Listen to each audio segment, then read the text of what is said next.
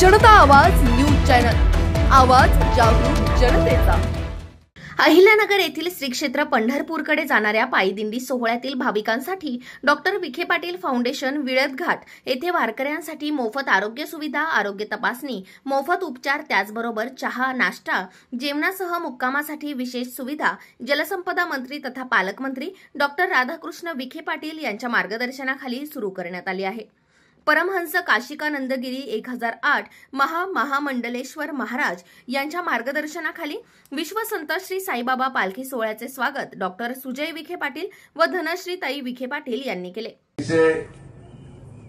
योग्य असं मार्गदर्शन या दिंडी सोहळ्याला नेहमीच असतं। यावर्षी देखील पंढरपूरमध्ये आपली भेट निश्चित होईलच।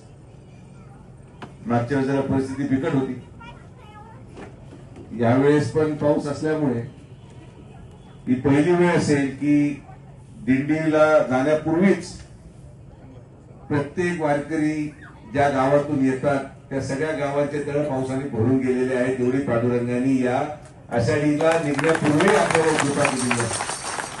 स्वातंत्र्यानंतर किंवा देश अस्तित्वात आल्यानंतर माझ्या मते पहिली वेळ आहे की मे मध्ये आपले तळे भरून गेले। आणि म्हणून आता आपली ही जी यात्रा आपण या ठिकाणी सुरू केलेली आहे, त्या यात्रेमध्ये आपण पांडुरंगाच्या एवढीच प्रार्थना करावी की दरवर्षी असेच तळे आमचे मे मध्ये भरून द्यावे आणि एक आनंदाचा सण म्हणून सगळे आपण जण आपल्या या प्रवासाला निघालेला आहात।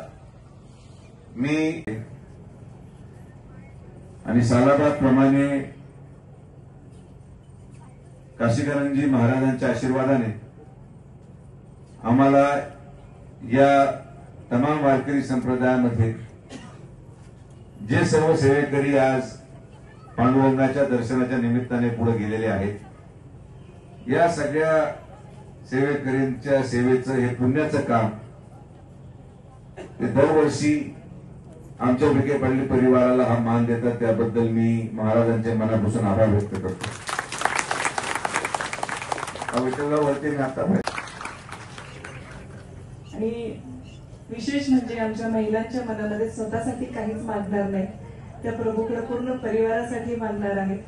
ते कौतुक आहे आमच्या महिलांचं। मी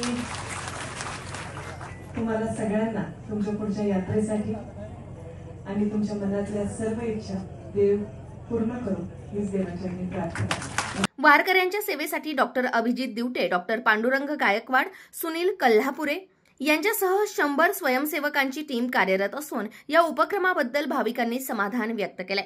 जनता आवाजसाठी प्रतिनिधी अहिल्यानगर। जनता आवाज न्यूज चॅनल, आवाज जागरूक जनतेचा।